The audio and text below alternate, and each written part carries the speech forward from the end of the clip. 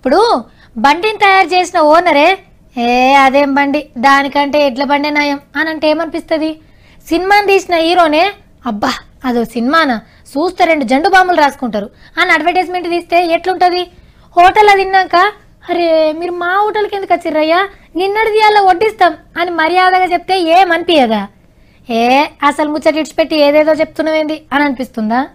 ఇద్దరు కాదు నలుగురున్నా పర్వాలేదు ప్రోత్సహించాలని నిర్ణయం కూడా తీసుకున్నాం. అగనట ఒక్కళ్ళు ముద్దు ఇద్దరు హద్దు అంతకు మించి అసలే వద్దు అనే చంద్రాల్ సారు ఇప్పుడేమో 4 పిల్లలను గనుండ్రి అని సలాయిస్తుండు. ఈరోజు చైనా ఉంది, జనాభా పెరగడం లేదు, తగ్గిపోతా ఉంది. జపాన్ కూడా అదే మరి తయారైంది. మన దేశంలో ఇప్పటికైతే సమస్య లేదు గాని భవిష్యత్తుకు మనకు కూడా సమస్య వస్తుంది. గదన్నట్టు అసలు ముచ్చట దునియాలనే ఎక్కువ జనాభా ఉన్న చైనాల అప్పట్లా పిల్లలను గనుడి మీద కండిషన్లు పెట్టే వరకు ముసలోళ్ళు పెరిగి వయసోళ్ళు తగ్గిండట. రేపు మన దేశానికి గసొంటి తక్లీఫ్ రావద్దు అనంటే ఎక్కువ మంది పిల్లలు ఉండాలి అని చెప్తుండన్నట్టు.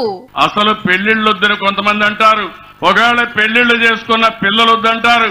ఇట్లా పిల్లలొద్దు అనుకుంటందుకు కూడా చంద్రాల్ సారే కారణం.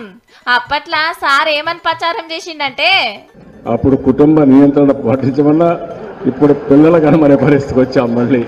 ఏమో సారు నువ్వేమో పిల్లలు ఎక్కువ మంది ఉండాలి అని చెప్తున్నావు, రామ్దేవ్ బాబా వారేమో 2 కంటే ఎక్కువ మందిని కంటే ఓటర్ కార్డ్ కట్టేయాలి, సర్కార్ సవలతులు ఇవ్వద్దు అని కండిషన్లు చెప్పబట్టే.